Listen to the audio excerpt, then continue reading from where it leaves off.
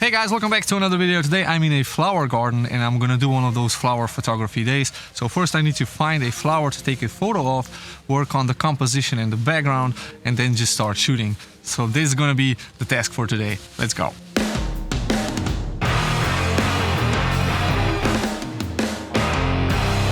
After a little bit of scouting around, I found a flower with a beautiful foreground and background, which I'm gonna take a photo of. I'm gonna use the Panasonic 100 to 300 millimeter lens, and it's kind of weird to shoot with a telephoto, super telephoto lens, and take a flower photo. But this way, I can really separate and kind of, on one hand, separate, and on the other hand, blend the flower with the background. Now, as I said before in all of my flower photo videos, the key here is to somehow separate the subject or the flower from everything else and kind of blend it in with that nice shallow depth of field. And by using this lens specifically with an aperture of 5.6, which is the lowest I can go if I zoom in all the way, I can actually achieve a very shallow depth of field. And this is going to give a kind of a magical transition between the foreground and everything else.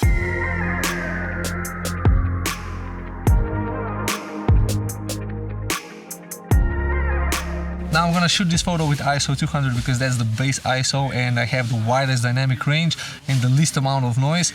And I'm just going to adjust my shutter speed in order to get the right exposure. I'm gonna go with a little bit underexposed because it's really bright over here and it's going to be kind of peeking out. So I'm gonna underexpose and then lift up the shadows in post-edit. Another thing I'll be trying to do is to take a high-res image, an 80 megapixel image, where I'm just going to use my camera's inbuilt function where the sensor is moved around and it takes, I think, 8 photos and then stitches everything together into this nice, really high-res image. Now, the important thing here is that nothing is supposed to move. If I have any sort of jitter of the flower of these leaves, then that's gonna show as kind of multi-layered photos, one stacked on top of the other, which is not going to work. So it's not a windy day. I hope it's going to work this way.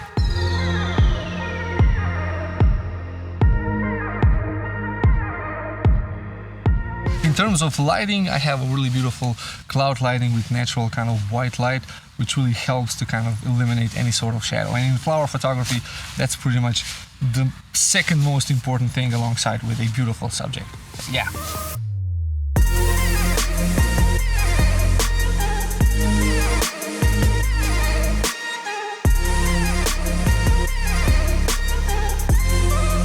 So thanks for watching, guys. I hope you've enjoyed this video. Please subscribe to the channel, hit the like button, leave me a comment in the comment section, and yes, this is a Brachiosaurus.